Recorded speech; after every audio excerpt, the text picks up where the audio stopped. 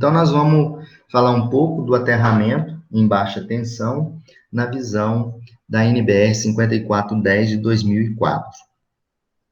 Bom, primeiro a gente precisa definir o que é aterramento, né?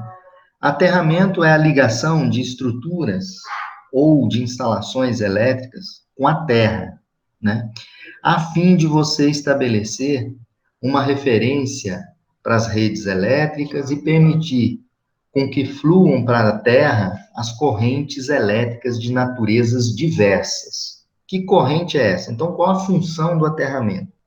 O aterramento tem a função de você drenar toda a corrente de fuga, toda a corrente de curto-circuito, toda a corrente de raio, né? Então, o objetivo do aterramento é conduzir as correntes de fuga, corrente de descarga atmosférica, corrente de curto-circuito ou falta para a Terra. Então, aí eu coloquei, né, permitir com que as correntes fluam à Terra, né? Quais correntes?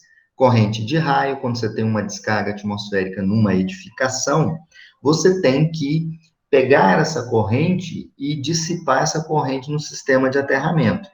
Então, o aterramento tem a função de conduzir a corrente da descarga atmosférica, que é a corrente dos raios, que é as descargas atmosféricas, corrente de filtros, supressores de surtos, né?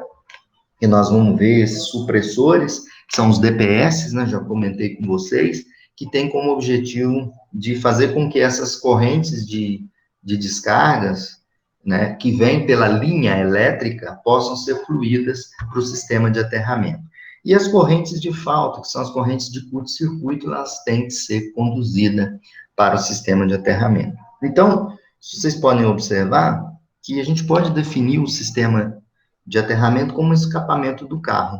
Tudo que é de ruim, ele é drenado para o terra. No caso do escapamento, quando todo combustível que é queimado, ele sai pelo escapamento, né? Então, a função do aterramento é primordial para o funcionamento das instalações, seja para a corrente de fuga, né? Seja para a corrente dos raios, das descargas, corrente de curto-circuito, a corrente que vem em forma de impulso pela linha elétrica, essas correntes devem ser drenadas para o sistema de aterramento. Então, se as correntes são drenadas para o nosso sistema de aterramento, o que nós podemos dizer?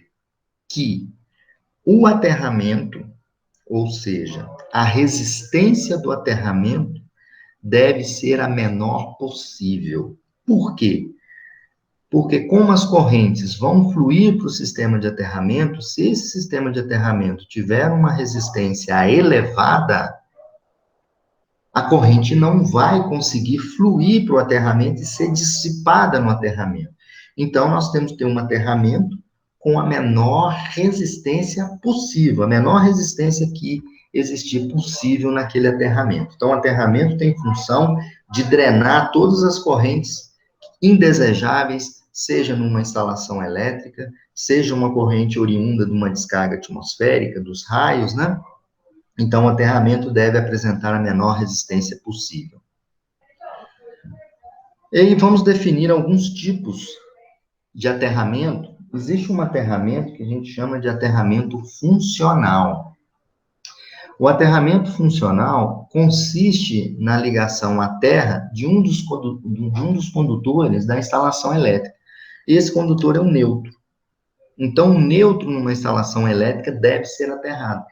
Esse aterramento do neutro a gente chama de aterramento funcional, que consiste na ligação de um dos condutores, geralmente um neutro, e ele está relacionado ao funcionamento correto e seguro e confiável da instalação. Então, nós temos que aterrar o neutro.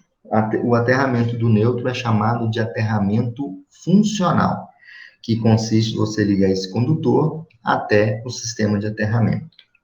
E tem um outro aterramento definido, que é o aterramento de proteção. Então, veja, tem um funcional, que é um neutro aterrado, e tem um aterramento de proteção, que consiste na ligação à terra das massas e dos elementos condutores estranhos à instalação visando a proteção contra choques por contato direto e contato indireto também. Os critérios de aterramento de instalações elétricas de baixa tensão, eles são estabelecidos pela NBR 5410 de 2008. Eles podem ser complementados também pela NBR 5419 de 2015.